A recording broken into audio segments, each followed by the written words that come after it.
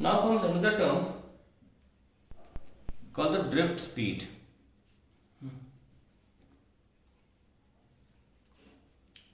और हम drift velocity भी बोलते हैं. Let us see what is it. किसी भी कंडक्टर में जो करोड़ों इलेक्ट्रॉन्स हैं उनका मोशन रैंडम है, कैसे भी मूव करते हैं, ठीक है, कोलाइड करते हैं यहाँ से वहाँ, लेकिन अल्टीमेटली बोला जाता है कोलाइड किससे करते हैं, कैटायन से. कैटायंस क्या होते हैं, positive ions formed due to losing an electron. तो जो कैटायंस हैं जिन्होंने इलेक्ट्रॉन लूज कर दिया है पॉजिटिवली चार्ज रहते हैं और प्रोड्यूस करते हैं इलेक्ट्रॉन, जिससे कि कंडक्टर की न्यूट्रलिटी मेंटेन रहती है. अब कहा जाता है कि एक गिवन सेक्शन से जितने इलेक्ट्रॉन्स इधर जाते हैं Q1 उतने ही इधर जाते होंगे, तभी इसलिए कहाँ पे नेट फ्लो जो रहता है वो जीरो रहता है. So net flow of electrons over any cross section is zero. Hence, there is no current without the external source.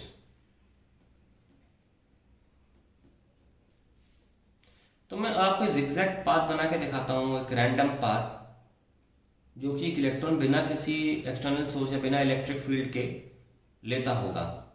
Suppose ये हमारा इलेक्ट्रॉन यहाँ से चल रहा है पोजीशन 1 से and travels like this random, कोई ऐसा सीक्वेंस नहीं है, कुछ भी ट्रेवल कर सकता है. ये लीजिए, मान ले टकरा टकरू के x तक पहुँच गया, लेकिन जैसे ही मैंने इसमें पोटेंशियल डिफरेंस लगाया, यहाँ प्लस और यहाँ माइनस, तो इलेक्ट्रिक फील्ड इधर होगी, प्लस से माइनस होती है इलेक्ट्रिक फील्ड कंडक्टर के अंदर. ध्यान रखें, जब आप एक्सटर्नली अप्लाई करोगे तो कंडक्टर के अंदर इलेक्ट्रिक फील्ड आ जाएगी. इलेक्ट्रोस्टैट्स जब मोशन नहीं होता चार्ज का तब कंडक्टर के अंदर इलेक्ट्रिक फील्ड नहीं होती. अभी तो काफ़ी हद तक है, अब तो आ गई है. अब क्या होगा कि इलेक्ट्रॉन, मैं सिर्फ एक इलेक्ट्रॉन के बारे में बता रहा हूँ यहाँ पे. तो इलेक्ट्रॉन जो है वो इस इलेक्ट्रिक फील्ड में फोर्स महसूस करेगा किस डायरेक्शन में, इस डायरेक्शन में, फोर्स ऑन इलेक्ट्रॉन. तो डॉटेड से दिखाता हूँ मैं आपको कि कैसे जो इलेक्ट्रॉन है वो ट्रेवल कर रहा है. ये देखो, हर बार आगे की तरफ ज़्यादा और फाइनली वो यहाँ पे आके रुक जाता है. तो उसको एक एडिशनल डिस्प्लेसमेंट मिला. देखो डिस्टेंस तो बहुत बड़ा है, तो डिस्प्लेसमेंट क्या है, डिस्प्लेसमेंट जो है वो x डैश है, and this x dash is known as drift. ठीक है. So this we can say the drift per unit second या पर यूनिट टाइम बोलना चाहिए, यूनिट सेकेंड में बोलना, सेकेंड तो खुद ही यूनिट है, per unit time in the presence of an electric field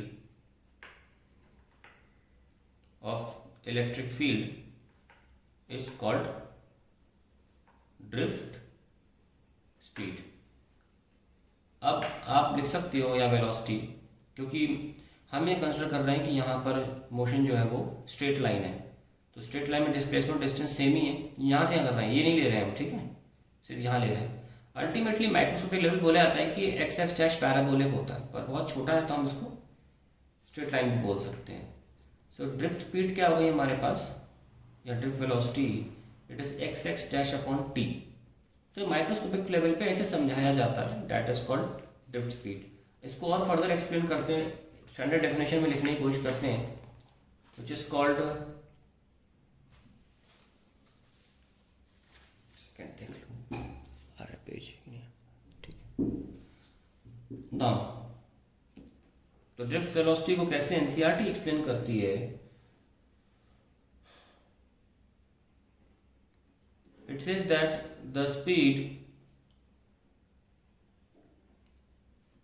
with which an electron gets drifted in direction opposite to the applied electric field. तो that is called drift speed. x dash by time मैंने दिखा दिया। अब हमें इसका derivation भी चाहिए, तो डेराइव करते हैं।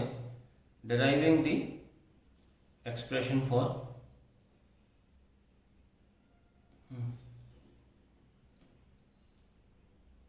Drift speed.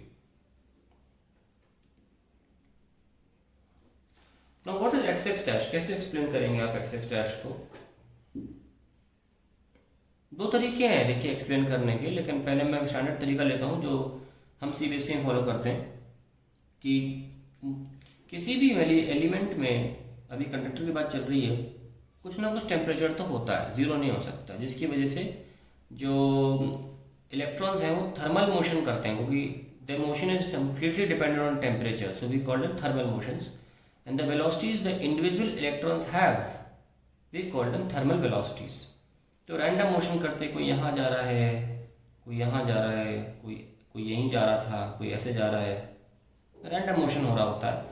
और जैसा कि हमने बताया कि किसी भी गिवन क्रॉस सेक्शन में जितने राइट जाते हैं उतने लेफ्ट जाते हैं, तो नेट करंट जीरो आ जाता है। लेकिन जैसे ही हम इलेक्ट्रिक फील्ड लगाते हैं, ये इलेक्ट्रॉन्स ऐसे ट्रैवल करने लगते हैं, तुरंत नहीं होता ऑब्वियसली, थोड़ा जाके, और ऐसे करने में भी कोई आसानी से पहुंच नहीं जाते हैं, यहाँ पे खूब टकराते हैं, बहुत ज़्यादा टकराते हैं, टकरा के अपनी वेलोसिटीज, कोई भी चीज़ टकराएगी तो मैक्सिमम वेलोसिटी पे जाके टकराएगी, खड़े खड़े तो टकरा नहीं जाएगी, स्लो स्पीड पे जाके टकराएगी रहे नहीं, अपनी सबसे मैक्सिमम वेलोसिटी पर रीच करके ये टकराते हैं। तो हम हर एक इलेक्ट्रॉन के बारे में अगर बात करें तो कैसे लिखेंगे हम, that let the maximum velocity each electron attain B, V1, V2 and so on. Let the time from one collision to other, अब एक पे टकराए, फिर उन्होंने अपने अंदर ताकत अटेन करी बाय प्लस माइनस, और फिर टकरा गए, तो दो कोलिजन के बीच की जो टाइम है, the time, let the time from one collision to another be tau 1 tau 2 and so on।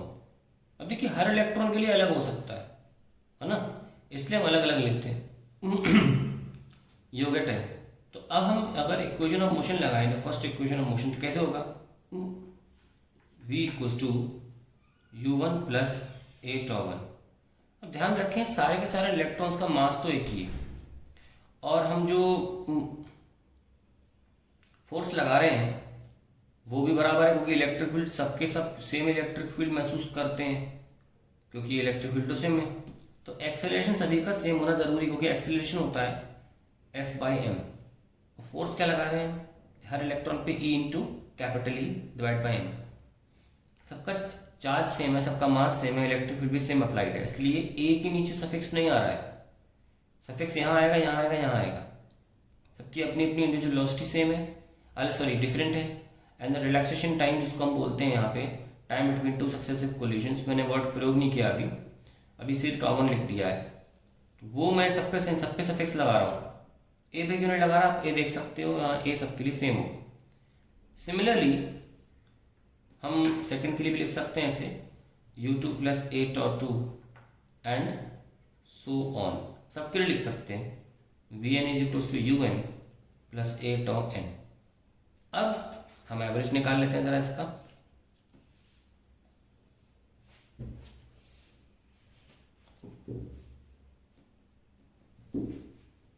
अगर एवरेज निकालेंगे तो हमें निकलेगा v1 plus v2 up to vn divide by n is u1 plus u2 up to un divide by n plus a tau 1 plus up to tau n divide by n।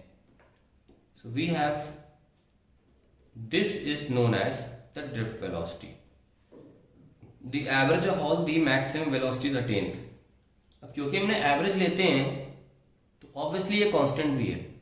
बहुत लोग पूछते हैं कि drift speed constant क्यों है, constant इसलिए क्योंकि हमने एवरेज निकाल के सॉल्व किया है ऐसे, और एवरेज तो कांस्टेंट ही रहेगा ना ओवरऑल मटेरियल में। अब ये चीज़ क्या जीरो हो जाएगी, क्योंकि हमने बोला था नेट मोशन जो है सारे वेक्टर फॉर्म में आएंगे, क्योंकि इक्वेशन वेक्टर होती है ना, तो सब के सब क्या होगा, ये जीरो मिला के होगा, because net motion across the any section is zero, and then we have a tau, this is known as average, and this is known as actually relaxation time, the average of all. We can define it also here only, जब हम reduce करेंगे the time between successive collisions. ये होगा tau जिसको हम Greek letter है TOU. Now let's start solving. VT is equals to, यहाँ पे वेक्टर तो एक्सेलरेशन की वजह से टाइम केस पे नहीं होगा, टाउ एवरेज, और हम एवरेज लिखना बंद कर देते हैं, ठीक है. और ये क्या था, E/m, और माइनस लगा दिया क्योंकि हमारे पास इलेक्ट्रॉन्स हैं. तो this is the derivation of drift velocity. सबको आती ही होगी, ये तो बहुत सिंपल डेरिवेशन है, और 3 लाइन में सॉल्व हो रहा है ना, अगर स्टेटमेंट्स की बात ना करें तो स्केलर फॉर्म में याद कैसे करना है, E/m, ऐसे 2-3 मिनट तक बोलते रहो, जपते रहो राम नाम, ऐसे E/m, क्या कि बहुत यूज़ होता है, ये बहुत ज़्यादा यूज होता है, तो आप इसको ध्यान रखें, बहुत इंपॉर्टेंट हमने एक्सप्रेशन निकाला है. So we with the negative sign we say that the direction of drift velocity is opposite to applied electric field,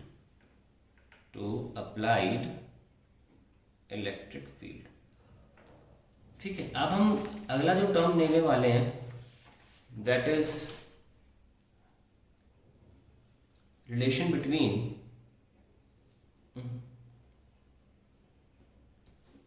current and drift velocity.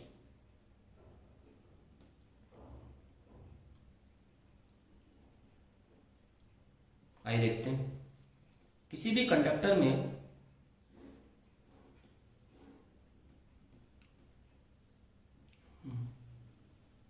आप ये मान सकते हैं कि नंबर ऑफ इलेक्ट्रॉन्स बहुत ज़्यादा होते हैं ना, बहुत ज़्यादा है, फ्री इलेक्ट्रॉन्स करोड़ों.